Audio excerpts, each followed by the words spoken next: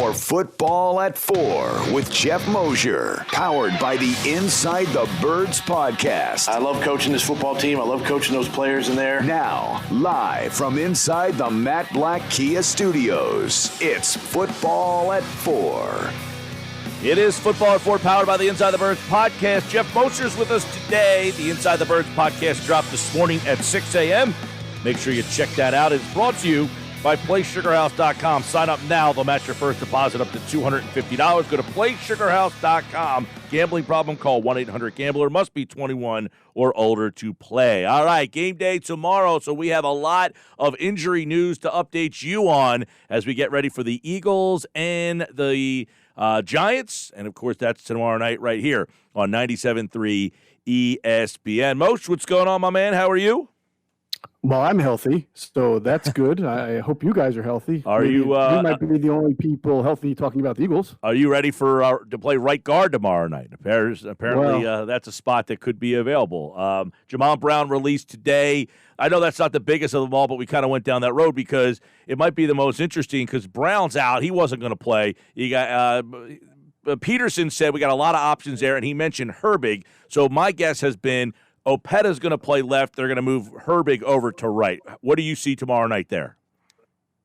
Yeah, I think that seems like the most realistic option right now. I don't see what else they can do, what they've got, unless they want to play Jack Driscoll at right guard, which is not something I believe they want to do. They've liked how he's looked at right tackle. I think, down the road, if he can put some strength on, they project him to be one of those athletic right guards who can do a lot of pulling and trapping, but as of now, he's best to tackle. That's where he's practiced. So that really doesn't leave him with a lot of options. And I do think that probably what you're going to see is Sua Opeta at left guard and Nate Herbig at right guard. Opeta was mostly a tackle, I believe, at Weber State, I should say. But he did play the left side there. So, they always like to try to put guys where they are most comfortable.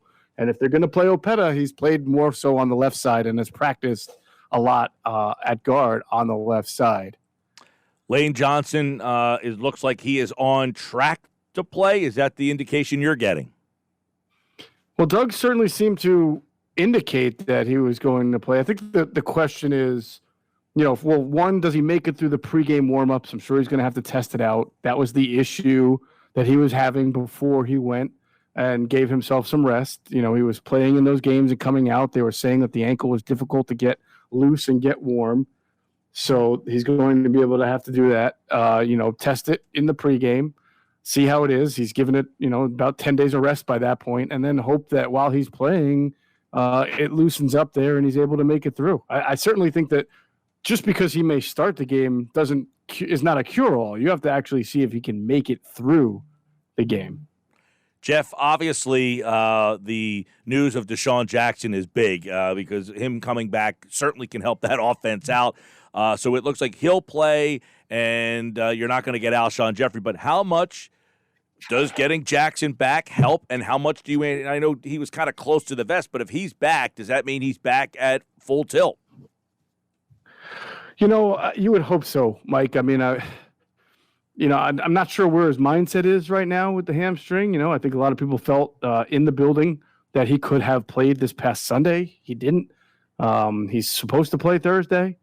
We'll see. I expect mostly that he'll play, but I'll attach the same label to him as with Lane Johnson. Can they get through a full game? I mean, you look at Desean Jackson's career here since coming back over the last 2 years. Last year he tried to come back from the groin or core muscle injury, caught a ball, played a couple of snaps, and then was out for the rest of the game and the rest of the year. So, again, is Desean going to go out there and give it a shot? It looks like it.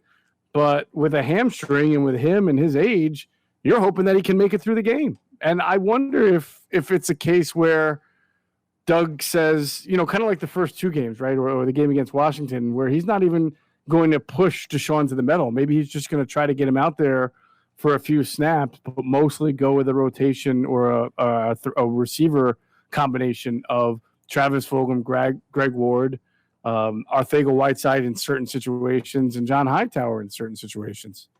How should we view this Alshon situation? You have the PUP list problem, the roster spot issue. Hill was released. People were questioning, what was the mindset with a move like that? Then it was illness on the practice report. Then it was illness in foot. Now it's a calf. How should we view this? You should view this. That's a good question, Hunter. I'll just say this. If you want to view it skeptically, I think you're fair to view it skeptically, right? You're bringing up some good points. He's on the injury report for, initially for the foot, then it's an illness, then it's a foot in the illness, now it's a calf. The team thought he was going to be ready by now, clearly, because they didn't put him on, start him off on the list, the PUP or anything like that. They thought he was going to be ready. He's clearly not been. He's got these different things going on. His name has come up in trade reports. He's got a high-paid contract. I'm sure that Alshon Jeffrey doesn't want to hurt himself any further or jeopardize anything because he's got this money coming to him and he faces an uncertain future. So you put that all together, and whatever skepticism you want to view it through, a skeptical lens you want to view it through, I'm right there with you. Yeah, it is a whole weird situation because there's a lot of people who said, okay, if he didn't play, you could have used another roster spot. If you didn't want to play him because you didn't want him to get hurt, then why would you have activated him? I mean, there's a lot going on that seems like, well, they don't even want to play him now because they don't want him to get hurt if they want to try to trade him. But if he was available to play earlier, we would have played him. There's a lot of, blurred lines, it seems like, with the messaging with Desean, with Alshon, because it almost seems like now, well, we kind of backed into this Fulgham guy, so we don't even want to play Alshon Jeffrey anymore. And that's exactly the point, is that, if fans were leaning on Alshon Jeffrey to come back and help save this depleted core, you really don't need it because you're getting a great Alshon Jeffrey impersonation right now from Travis Fulgham.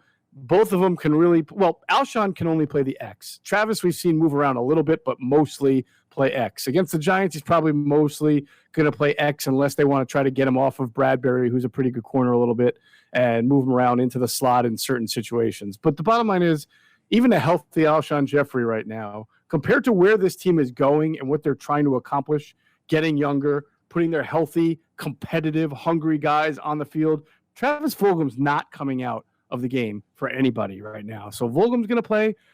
Greg Ward's going to play. They're still going to try to get something, especially in the run blocking element out of J.J. Arcega-Whiteside. And John Hightower is dropping balls, but if he can get deep and catch the ball, he's giving you something to look for now and the future as well.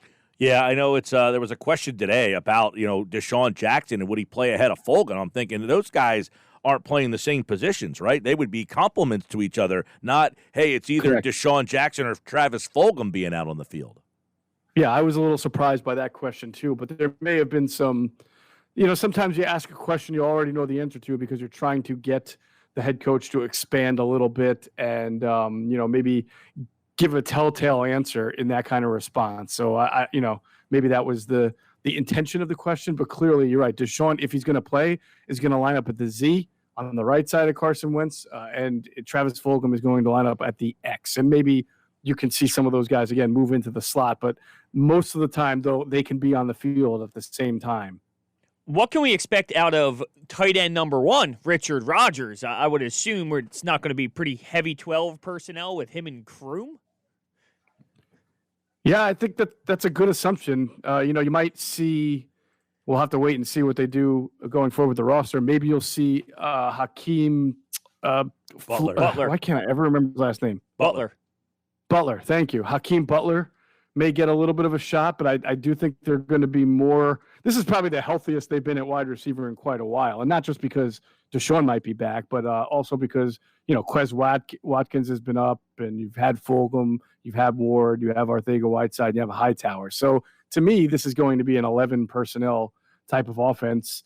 And without Miles Sanders, you wonder if you're going to see a lot of no running back, empty backfield, kind of 10 personnel type offense. Is that right? One running back. What is your just a whole lot of spread it out and get the ball out of Carson's hands type of offense. Yeah, by the way, the last time the Eagles played the Giants, Boston Scott had a really good game. 8 catches in that game. He scored 3 touchdowns in that game. They ran the ball with him, I think, like 15 times. So maybe Doug has a feel of, hey, let's use Boston Scott in a similar way than the last time they really lost Sanders in that game against the Giants last year. Because I don't anticipate them running the ball a whole heck of a lot tomorrow night. Do you? No, I don't. The Giants do have some pretty good interior run defenders, and Dalvin Tomlinson, and they got the guy that they brought over from the Jets, Leonard Williams. They have a pretty good other defensive tackle whose name's escaping me right now. So they've been fairly decent at run defense this year, and the Eagles have just not been able to run the ball with all of their issues on the offensive line. And, their backup running backs, have not really acquitted themselves well. But you're right, Boston Scott, not only did he have that good game 2 against the Giants, his game 1 against the Giants, he had over 120 total yards. So he has seemed to be a kryptonite for them. But I'm concerned about saying that because he did that well last year, he can this year. It's a different offensive line. It's been they were better last year at throwing screens and doing quick hitters to the running backs, which you just have not seen them be able to pull off and execute this year. So, I feel like it's a difficult matchup without Miles Sanders, because you don't want to be behind the sticks all game and let that defense tee off on you, because the Giants' defense is not nearly as good as Pittsburgh's or nearly as good as Baltimore's, but they can, throw some guys at you, and you don't have Zach Ertz and you don't have Miles Sanders, so you're not the same offense that was scoring a lot of points against Baltimore and Pittsburgh. I was going to ask you, why do you think Boston Scott hasn't been more involved or had as successful as a role that maybe people thought? There's a lot that goes into that. I always say sometimes with players like that who come into the league as fringe players and then have some success, the teams start to get to know you, what you do with those players. The red circle gets drawn around you a little more. He was the number 2 running back, but this has been the first time in Doug Peterson's head coaching tenure that there really has not been a lot of usage of the number 2 or number 3 running back. It's not an RBC anymore. It's really the Miles Sanders show. So the carries and the touches for both Boston Scott and Corey Clement have been few and far between. And I think most running backs, and especially those guys, because they're not starters, they probably are volume type guys that need a few carries here and there to get their rhythm going. And the Eagles offense just has not been in a good rhythm for most of the year. Even against Baltimore, for 75% of the game, they weren't in rhythm. They had -7 yards after their first 6 possessions. We look at the total points, but it's hard to say that they were a fully functional offense against the Ravens just because they scored 28 points. A lot of that came on late when they were passing. So I just think for the running backs, it's been very difficult for the Eagles because they've been behind the sticks a lot and trailing by double figures in the last 2 games. I want to ask you a question about Miles Sanders. So, we talk about him as the 3-down back, and obviously you're seeing the skill is there. He's had a couple breakout runs over the last couple of weeks. But is he ready to be that 3-down back yet? You talk about the fatigue early on in the season, and I know the training camp stuff plays a role because, you don't have the same amount of time to get yourself prepared, and he was sitting on the sidelines and all. But you talk about the conditioning, and you heard him and Coach Doug Peterson speak about it, and the looming injuries and all that. Like, is he ready to be? I look at the second half stuff, not being able to get in the end zone yet then, and the fatigue. I just wonder, is it a lot for him right now to be that 3-down back? It's a fair question.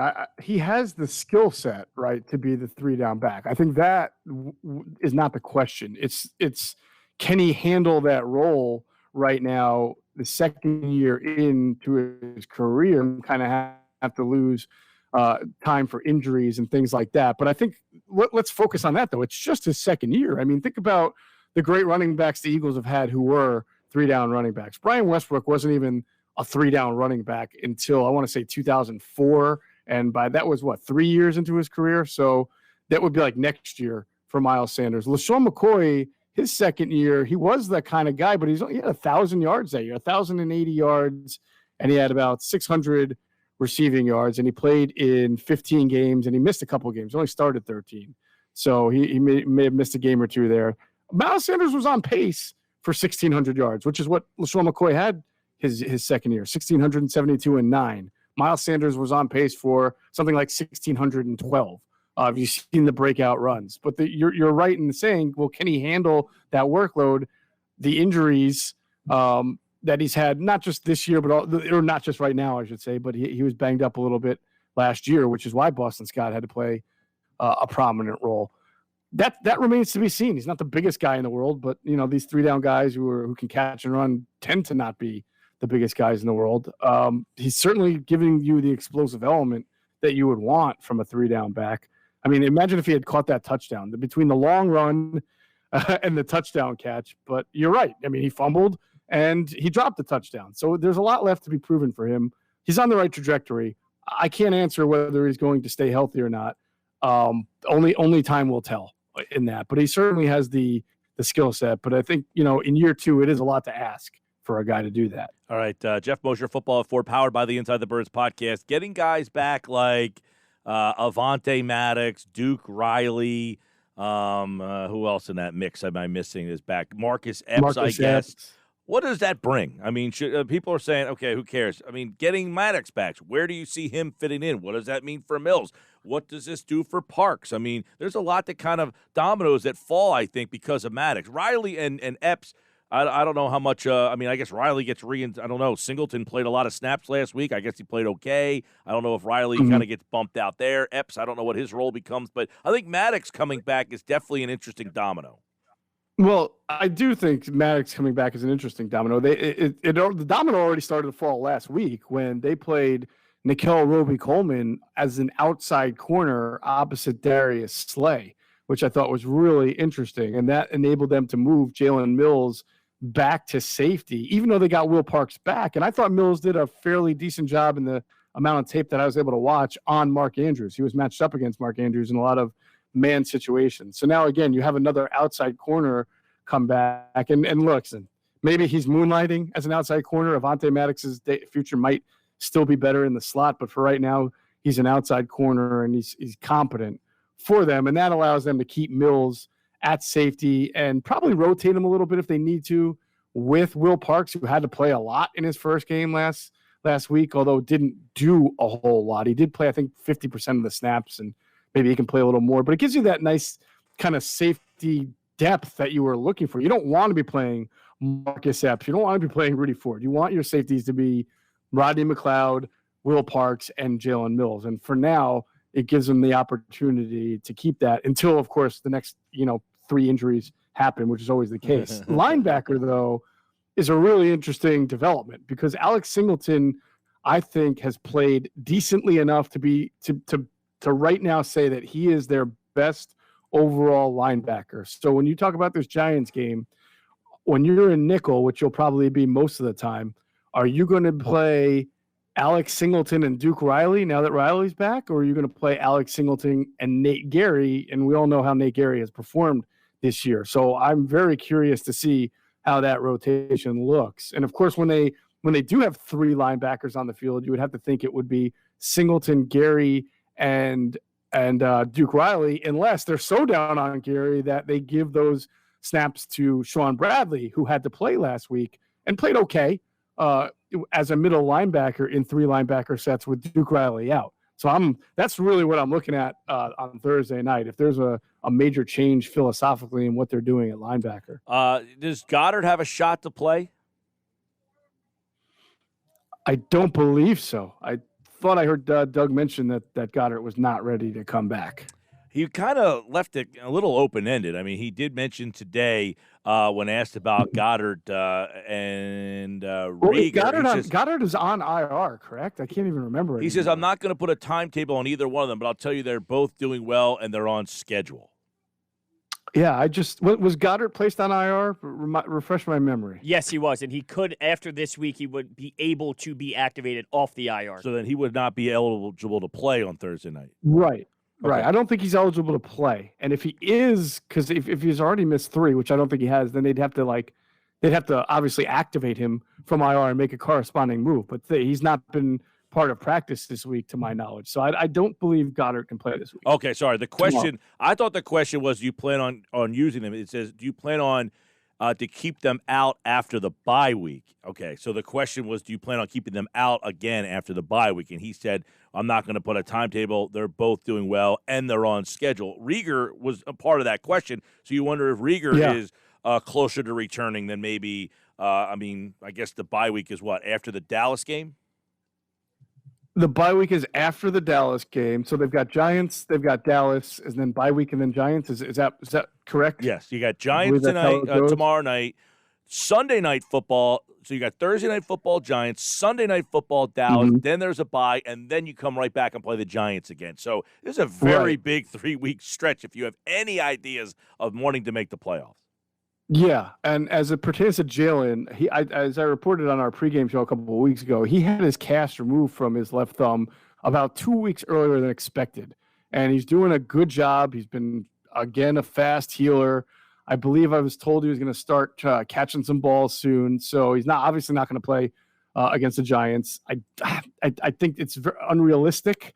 I won't slam the door fully, but unrealistic to think he'll play against Dallas. I think they'll give him that bye week, and then you start to look at the game after the bye week against the Giants as a logical kind of return game for him. But we'll see how it goes. I mean, maybe he just makes so much progress that they feel like they can get him on the field and make a difference. Do you think earlier than that? Yeah. Do you think that we will see more of a Jalen Hurts package? Like, I'm okay.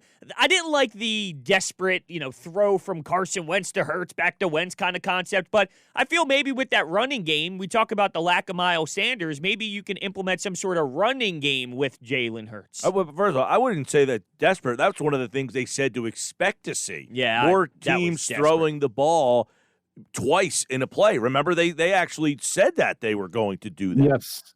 Yeah. By the way, Hunter, let me try to shoot you up with truth serum here, metaphorically speaking.